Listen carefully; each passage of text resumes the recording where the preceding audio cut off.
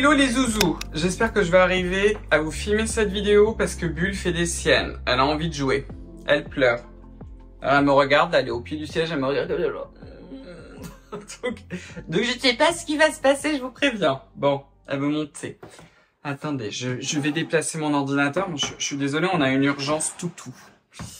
Allez viens, regardez là. Ah mon amour, oui, on n'est pas sage. Un passage, mais je t'aime quand même, hein.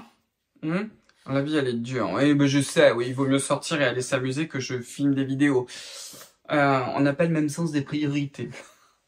Donc aujourd'hui, je vais vous parler Attendez, on est à côté du micro.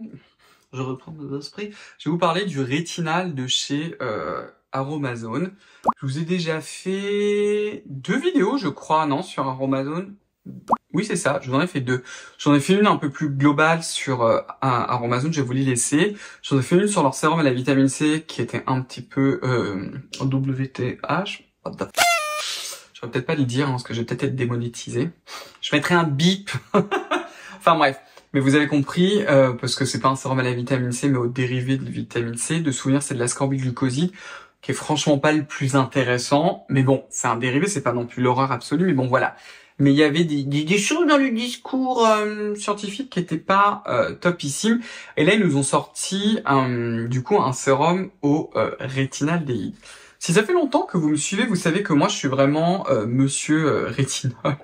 J'ai d'ailleurs un ami qui m'appelle toujours comme ça, monsieur rétinol. Mais bref, je vais vous expliquer pourquoi. Il y a d'ailleurs quand vous allez sur le site internet, ils ont mis des schémas de la molécule du rétinol, qui donne ensuite du rétinal et qui donne ensuite de l'acide rétinoïque. Je vais vous montrer ce vieux papier old school que j'adore, qui date des années 90, donc il n'est pas tout récent. Et en fait, ça a été un des rares à étudier l'application topique du rétinol, du rétinaldéhyde et de l'acide rétinoïque, qui s'appelle en fait la trétinoïne. Donc c'est un actif anti-âge. Il a été fait in vivo chez l'humain. Ce qui est très important en fait, c'est que très souvent dans le discours marketing, on va vous dire le rétinaldéhyde est mieux que le rétinol parce que en fait, il est plus proche de l'acide rétinoïque. C'est faux, archi faux. Cela dépend de la concentration à partir de laquelle vous commencez, tout simplement. Il faut plus de rétinol pour avoir le même effet avec la trétinoïne. Globalement, c'est ça, c'est ce que cet article vous montre, en gros, qu'on est à 1%. Vous voyez bien que vous avez des effets très très proches avec la trétinoïne sur plein de choses. Je vais pas vous remettre ce papier, je crois que je vous avais fait un cours d'ailleurs, dessus du souvenir. L'autre chose aussi, c'est que quand on regarde l'ensemble de la littérature scientifique, donc pas que cet article-là, mais plein d'autres, en fait, on s'aperçoit que la majorité des données, c'est sur le rétinol, et le rétinaldéhyde, on n'a pas grand-chose. On a quelques données. Moi, à titre personnel, je pense effectivement que le rétinaldéhyde est tout aussi intéressant que le rétinol. Par contre, dans les allégations, quand vous allez en tout cas sur le site internet, il vous explique que le rétinaldéhyde est encore mieux que le rétinol parce qu'il est moins irritant, etc. J'étais là... non, si le vôtre est moins irritant, en tout cas ça a été sûrement pas montré, c'est sans doute parce que vous en avez mis pas assez, mais ça c'est un autre sujet, mais c'est pas parce que le rétinaldéhyde en lui-même est moins irritant que le rétinol, en tout cas on n'a pas de données. Une chose est sûre par contre, c'est que le rétinol et le rétinaldéhyde sont beaucoup moins irritants que la trétinoïne, c'est-à-dire que l'acide rétinoïque. C'est pour ça que moi je vous dis toujours, vous commencez par le rétinol, vous construisez votre tolérance, et c'est seulement pour les quelques personnes qui peuvent supporter 1% de rétinol, tous les jours en mode YOLO, tout va bien, je peux me mettre des acides exfoliants, tout va toujours bien. Vous faites partie des bonnes personnes pour tester un jour la trétinoïne si vous le voulez. Mais ne partez pas bille en tête, j'ai trop de personnes qui supportent pas la trétinoïne, même après le long terme. Donc ça, c'est un truc qui est important. La trétinoïne, c'est super si vous la tolérez. Si vous la tolérez pas, c'est pas super du tout. Bon bref, on s'en fiche. Là n'est pas le sujet, mais déjà dès le départ, moi je préfère toujours le rétinol parce qu'on a plus de données, en particulier au niveau du derme. Le rétinol appliqué topique, c'est-à-dire dans une crème sur la peau, à partir de 0,3%, augmente la synthèse de collagène, yes, mais aussi de protoélastine. Et ça, vous avez rien pratiquement qui le fait. En tout cas, on connaît pas grand-chose aussi d'acide hyaluronique et tout ce qu'il faut. Donc c'est fou. Je sais pas si vous vous rendez compte, pour le Retinal DI, on n'a pas ces données-là. J'avais trouvé un papier, l'expérience, elle a été faite, elle est horrible, elle est moche, enfin ouais, bon.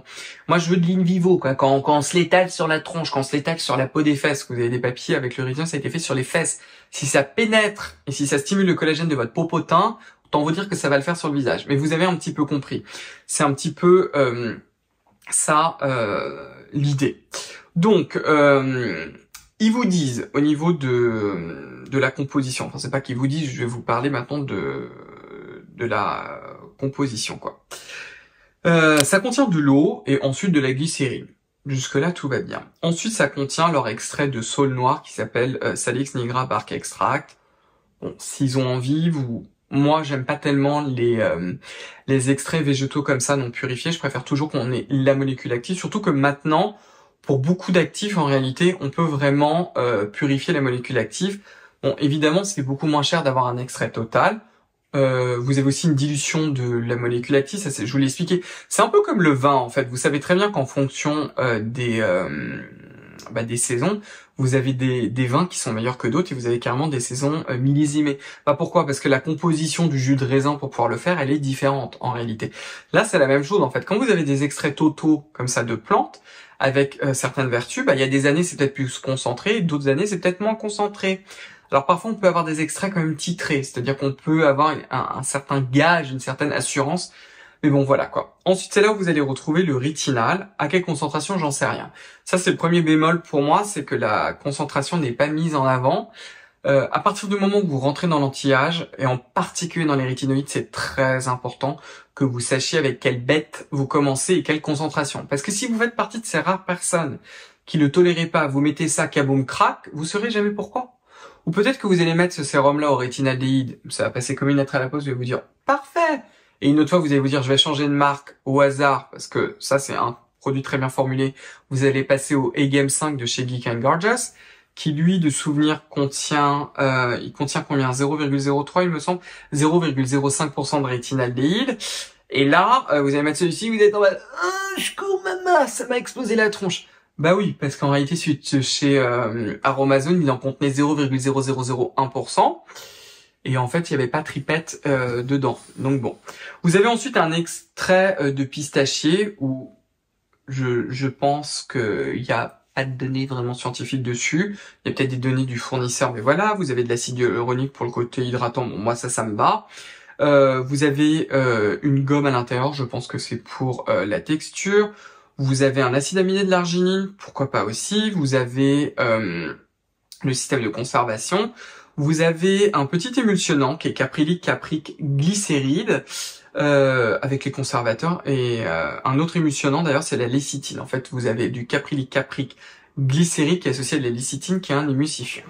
Alors pourquoi est-ce que je vous dis ça? Le rétinaldéhyde qui fait partie de la famille des rétinoïdes, comme le rétinol ou même comme la trétinoïde, ce sont du gras. Donc du coup, le gras aime, comme dirait Sonia des Chroniques de Sonia, se vautrer dans le gras.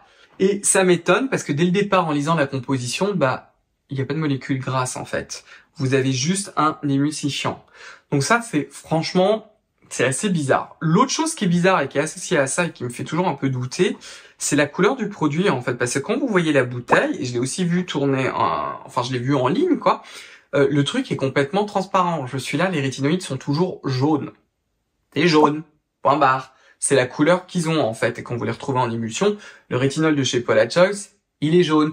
Le rétinol de chez Nuance, qui sont très bien, ils sont jaunes. Ils sont même méga jaunes parce que je crois qu'il y a une huile qui est associée avec pour pouvoir le diluer, qui est aussi jaune. Donc jaune plus jaune, ça fait encore plus jaune. Et vous avez un peu compris. Les rétinaldéhydes, vous pouvez aller voir de Geek & Gorgeous, là je vous mets une photo. Le truc, il est méga jaune.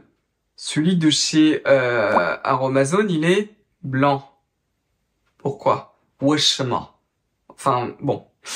Donc ça, je vous avoue que c'est un peu bizarre et ça me fait un peu douter du produit. Je comprends pas aussi pourquoi il a pas été dilué dans une phase grasse, en fait. Pourquoi ils ont pas fait une émulsion très simple. Alors, je me dis que c'était peut-être pour des raisons de coût, parce que le produit, il coûte combien? Il coûte 6,50 €, je crois. Attendez, je vais vous dire ça. Oui, il coûte 6,50 €. Sachant que la majorité, vous avez aussi le prix du pack qui va avec, c'est-à-dire le flacon en plastique.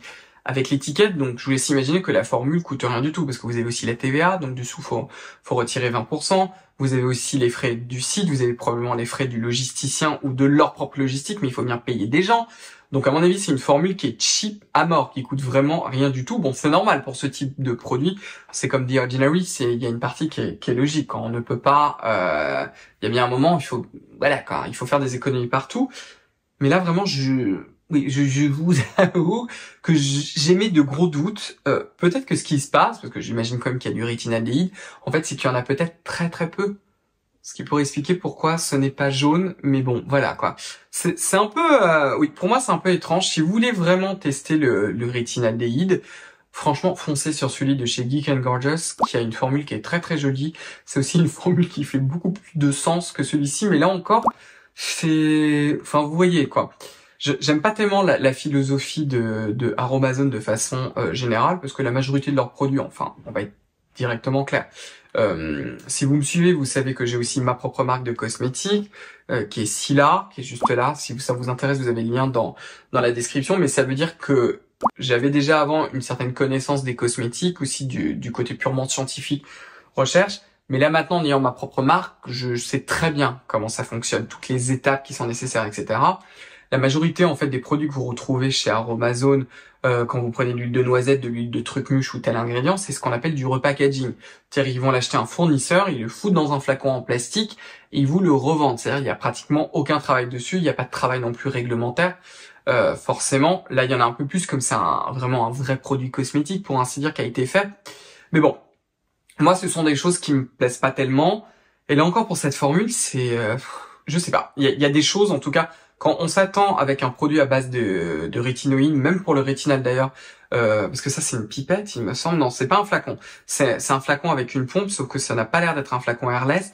Il faudrait que ce soit un airless parce que le rétinaldéhyde peut toujours s'oxyder. La forme non oxydée c'est la rétinoïde. Le produit est pas jaune, c'est vraiment très très bizarre, voilà quoi. Allez chez Geek & Gorgeous, le produit coûte à quelque chose près de 2 fois plus cher, il est à 13,30 €. Non, 13,80 €. Sauf que vous allez en faire 4 siècles parce qu'il est dans un flacon airless et vous allez vous en servir de très très peu. On n'en a pas besoin de beaucoup, donc voilà quoi. Donc pour moi encore, c'est bancal. Ouais, c'est le mot que je cherchais. Voilà tout pour aujourd'hui. J'espère que cette vidéo vous a plu. Il va falloir que je m'occupe de Bulle parce que la Miss... elle est pas contente du tout. En attendant, je vous invite à commenter, à me donner un pouce bleu, à vous abonner, à enclencher la cloche de notification, à me suivre sur mon compte Instagram, à suivre aussi le compte Instagram de ma marque, Scylla.beauty. Et surtout, le plus important, prenez bien soin de vous et on va se revoir dans une prochaine vidéo. Au revoir les zouzous, bye bye.